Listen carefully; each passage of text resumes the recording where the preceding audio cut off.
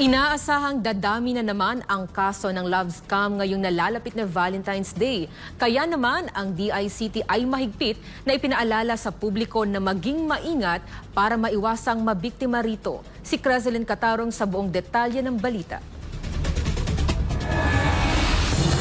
Bagamat nagbibigay ng magandang tool ang social media platform sa publiko para makipag-ugnayan at makipag-communicate sa mga kamag-anak at kaibigan, ay ito rin ang platform na ginagamit ng mga scammer para manloko. At ngayong nalalapit na ang pagpatak ng buwan ng Pebrero kung saan isa sa pinakamahalagang okasyon na inaabangan ng publiko ay ang araw ng mga puso o Valentine's Day, ay may mahigpit na paalala ang Department of Information and Communications Technology. Ayon kay DICT Secretary Ivan John Uy, inaasahang dadami ang kaso ng love scam ngayong Pebrero sa nalalapit na pagdiriwang ng Valentine's Day. So social engineering sila, pinag-aaralan kung ano yung weakness mo. Ngayong February po, love month, no? Parating ng love month. So love scams, dadami po yung love scams na yan.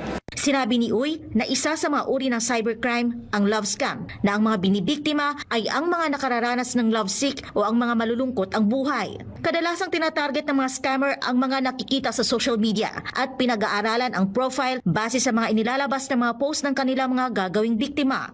Ipo-profile ka, nakikita na, bagong byuda ito. So medyo malungkot at ito ang gagamitin nating estratehiya. Kunwari, makipagkaibigan ka at since na profile nyo, alam niya na mahilig siyang magluto. So papakita mo, mahilig ka rin magluto. At nakita mo na mahilig siyang mag-basketball, ito rin papakita mo, mahilig ka rin sa basketball. So makuha yung loob mo. Inihayag ng kalihim na dapat malaman ng publiko ang banta sa ganitong klase ng panloloko, kaya't kailangan maging maingat at huwag agad magpapadala sa nasabing modus. Diyan, once makuha yung loob mo, mapaibig ka, at diyan papasok na bibigyan ka ng malungkot na mga istorya na namatayan siya ng kapatid or may disgrasya na ospital, kailangan ng tulong, magpadala ka nga ng konting pera. Diyan na po umpisa, talagang lilibasin yung pera niya dyan.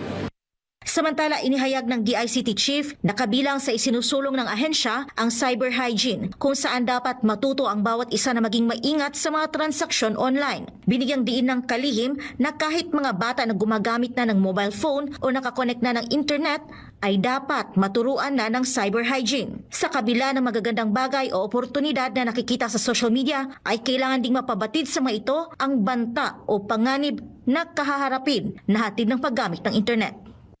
Dahil ang cyber hygiene, hindi po ito technical skill. This is a life skill. This is like teaching your children that they need to wash their hands before they eat. Ganun na po kailangan yan dahil pervasive ang internet connectivity, pervasive yung cybercrime.